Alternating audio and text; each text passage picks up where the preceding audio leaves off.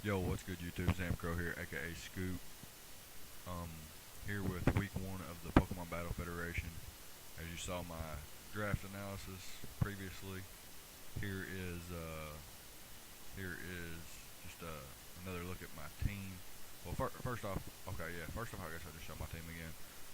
I got Manaphy, Nidoqueen, Mew, Mega Pinsir, Hydreigon, Cofagrigus, Emboar, Donphan, Electros, Steelix, Diancie. And in week one, we're going to be taking on a team from last season, the Lacunosa Lucarios, who has a team of pretty threatening team to be honest. It's if it had a little bit more hazard potential and a little bit more reliable removal, it would have probably been the best team in the league in my opinion. I did have it ranked pretty high in my personal draft post draft power ranks, and it's a Mega Charizard X, Celesteela, Sylveon, Mienshao, Serena, Ditto, Leavanny, Weavile, Alakazam, Gastrodon, and Alolan Golem. So that being said, just go ahead and hop into my team builder real quick. Uh, First one I bring is something strange. It's my Mega Pinsir here with, of course, the Mega Stone, the Hyper Cutter ability, Swords Dance, Frustration, Quick Attack, and Faint. Now this looks really, really strange. I have Swords Dance. This is pretty much like just a wall breaker. Once Celesteela goes down, this thing can put in some major work. Um, Frustration to be as hard as hitting as possible. Plus he has Ditto, and I don't really want it to trace, what I am and be able to, run through my team with frustration or return with return power. So like it would be probably max happiness, and I have frustration, so it would have very weak frustrations. I have quick attack for priority to damage, just a little bit more damage output than the faint, which is also priority, and outspeeds Weavile's or out prioritizes Weavile's Ice Shard. And I run max speed because after Mega Evolution I speed tie with the Mienshao and a modest max speed Alakazam, which is really nice. And yeah, that's just gonna be it. Just max because really I don't have a option. Mega Pinsir's not the best matchup, or not doesn't have the best matchup in this match, unless Celesteela goes down. So we'll see how that goes. My next mon that I bring is gonna be Manaphy, a Tail Glow, Scald, Ice Beam, Energy Ball set.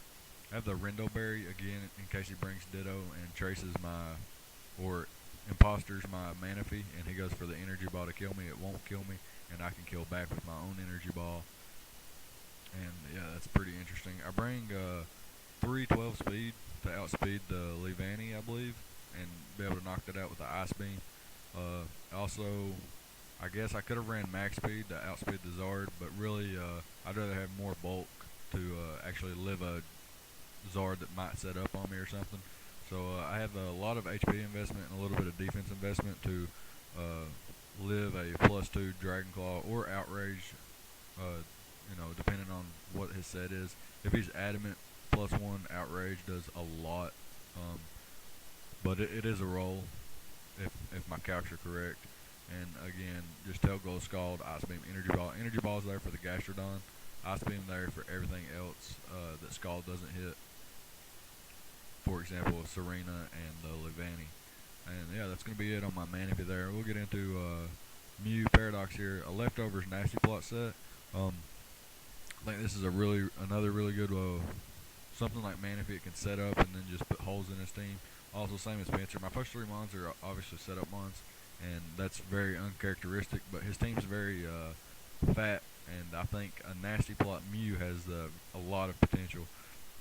With the Psyshock hits everything except Weavile, and Celesteela, which Flamethrower hits Celesteela pretty hard, and then the Vacuum Wave will knock out Weavile 100% after a Nasty Plot with this investment. So that's pretty interesting. Psyshock, depending on his Gastrodon set, it can potentially 2-hit KO unless he's physically defensive, and then it's just shy of a 2-hit KO, and maybe Psychic would have been better. But then he has things like um, the fuck The Sylveon, yeah, that's what it is. The Sylveon that would be able to eat a Psychic a lot better than it would a Psy Shock. I run a very bulky set like I do the Manaphy just because Charizard X is such a threat, and I like to have a. This is a decent switch into an Alakazam as well as being a good Mian Xiao switch in, which is going to bring me to my next mon. He has some pretty solid wall breakers in Charizard X and Mian Xiao and Weavile and Alakazam, so I'm going to bring one of my own. I'm going to bring Embor. Diesel here, Life Orb Reckless set. Um, I debated on running Grass Knot, but Flare Blitz into Superpower actually KOs max defense, max HP, max defense Gastrodon, so I don't really need Grass Knot. Um, so I bring Flare Blitz for everything, and then Superpower for everything else, or for the Gastrodon pretty much, I suppose, and the Zardex, I suppose. And then I got Sucker Punch there for some Alakazam. If it's not a Sash variant, Sucker Punch will KO with the Life Orb and the Adamant Nature. And if it is Sash, maybe I can, chip it down or something and then go in for the Sucker Punch anyway. And then I have Protect, and that's interesting because Mian Xiao, if I'm in facing a Mian Xiao, and it's maybe wants to go for High Jump Kick, I can Protect, and then it would take 49%, and then I can switch into my Mew or my Donphan, which is my next mon on the list here. Very interesting set here. Earthquake, Rapid Spin, Endure, Stealth Rock.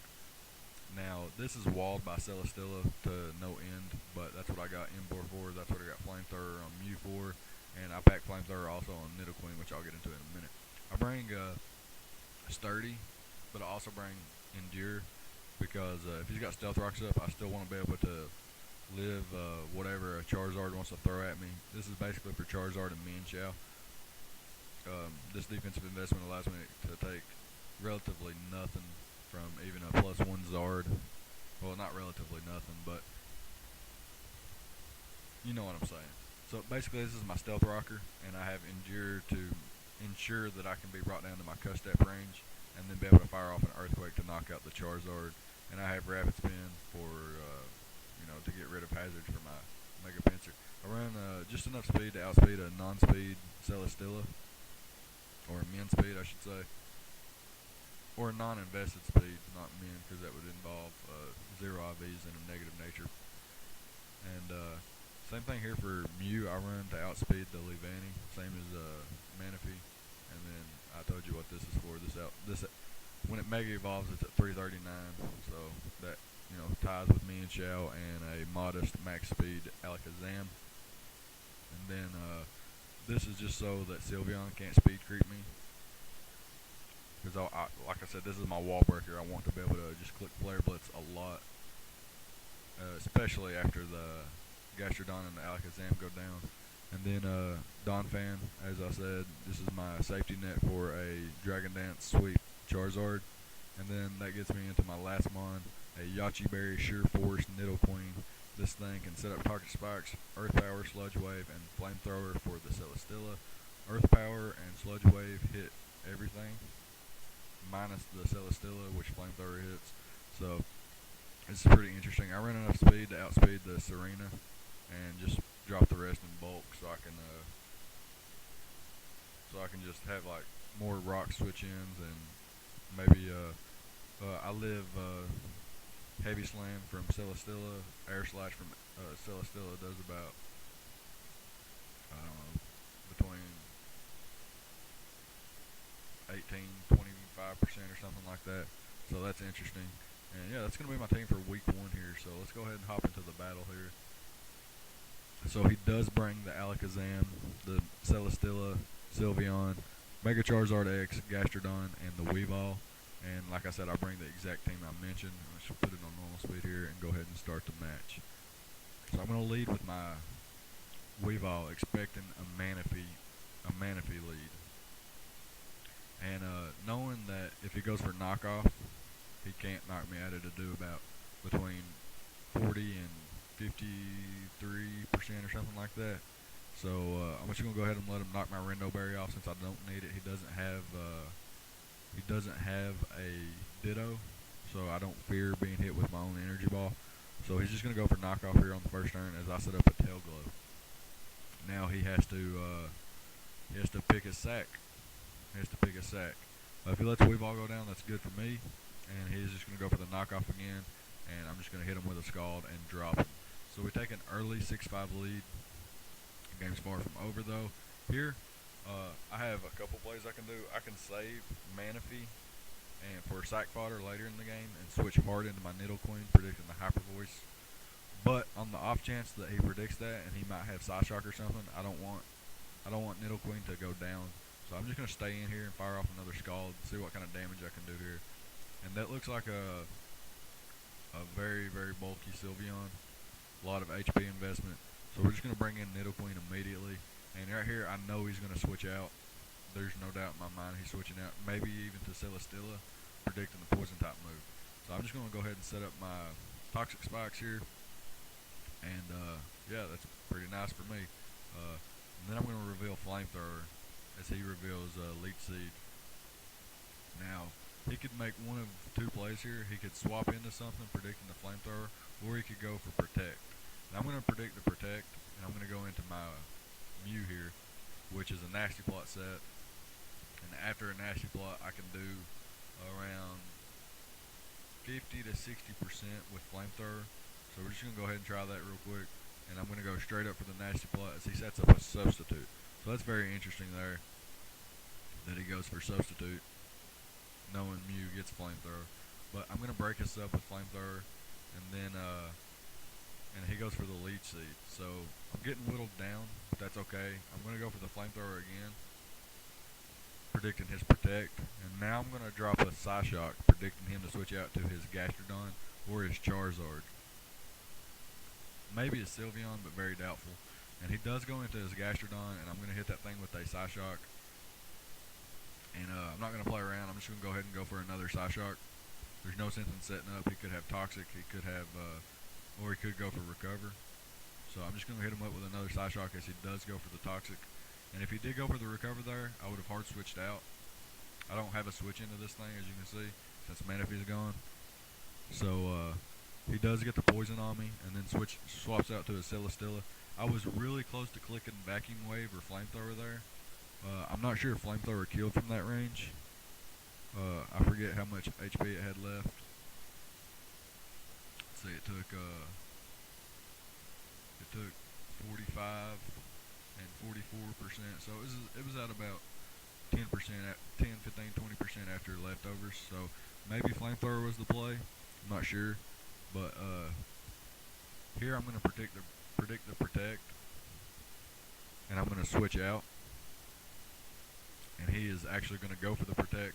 I think that was a misplay on my part. I think I should have just stayed in and let him go for Protect, and maybe went for Nasty Plot again, or just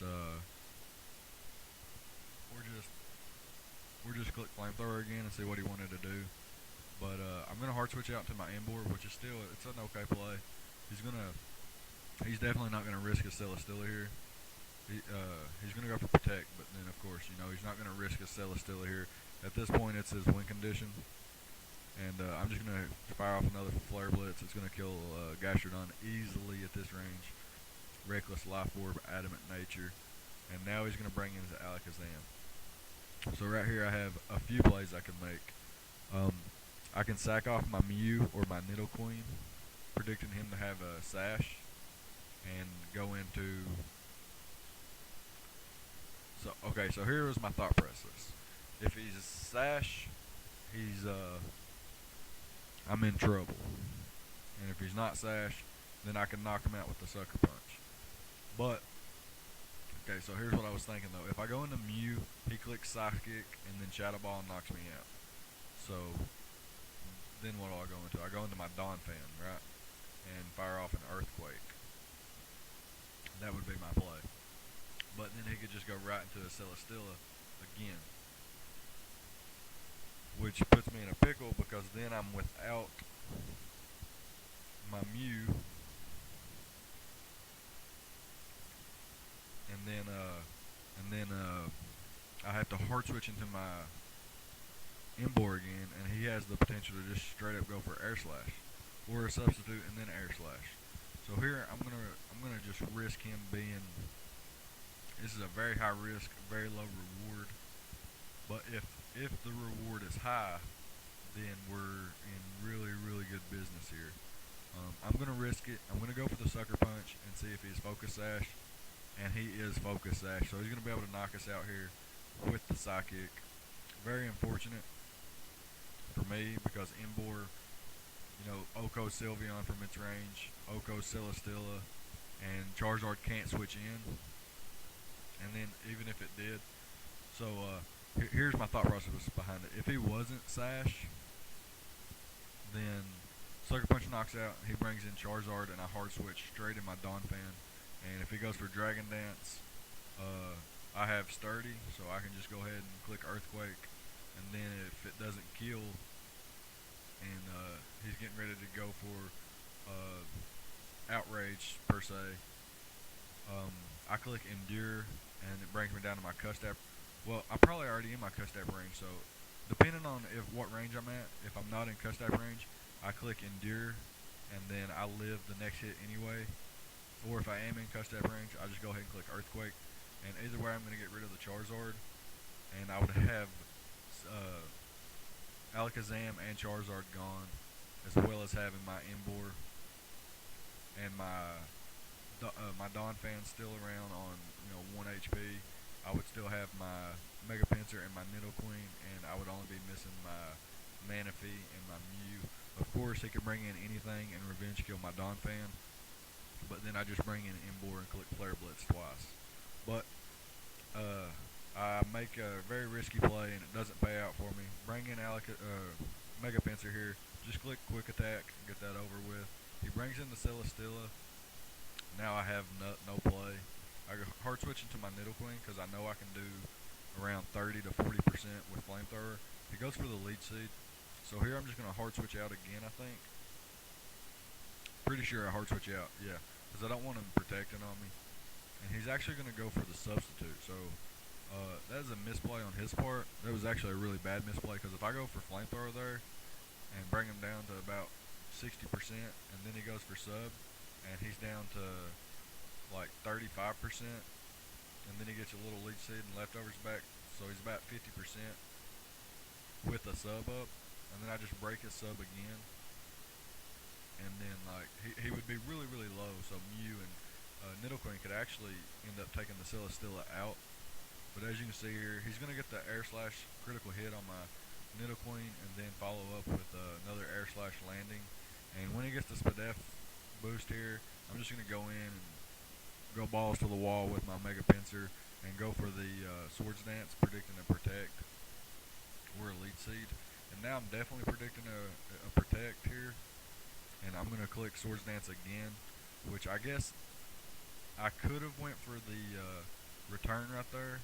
I'm not sure on the couch what it would have done, because I know he's not max defense because he's got to have a lot of special defense and HP investment. So maybe the second Swords Dance was another misplay, but at this point, like I said, I was playing balls to the wall. I'm going to set up another Swords Dance as he goes for the Air Slash, and now I know 100% that he's going for the Protect. So I'm going to swap out here. It doesn't really matter at this point, and I'm just going to bring in my Donphan and set up my Stealth Rocks. I know the end game right here is a 3-0 in his favor, but he's actually going to go for the Substitute as I set up my rocks. So I'm going to hard switch right back into Mew and see if I can break a Sub as he goes for Leech Seed. Unfortunate for me, but it's okay. It's fine and dandy. We'll see what happens here as he goes for as I go for the Flamethrower and it doesn't break the Sub. So a lot of bulk plus the beast boosters he's getting. So I'm just going to go ahead and say GG there. The crit sucked. I mean, I'm not sure that the crit would have changed the game 100% since I lost my Embor to a very risky play. But yeah, he's going to be able to just clean up with the Celesteela. I have just Earthquake and Rapid Spin on here besides Endure and Stealth Rocks. And Mega Pinsir goes down, bring in my Donphan. And here, he's going to bring me really low. I'm not exactly in Custap range yet, but he makes a misplay here and switches into his Charizard. I guess he's wanting to get his Charizard a hit or a kill, knowing that I only have Earthquake and Rapid Spin. But I'm going to reveal my set here, and I'm going to go for the Endure as he goes for the Outrage. Brings me in cut step range. I'm going to go ahead and kill some more differential here and make it at least a 2-0. And then he brings in a Sylveon here. And I did speed creep this, and I have enough attack investment to where this is a roll.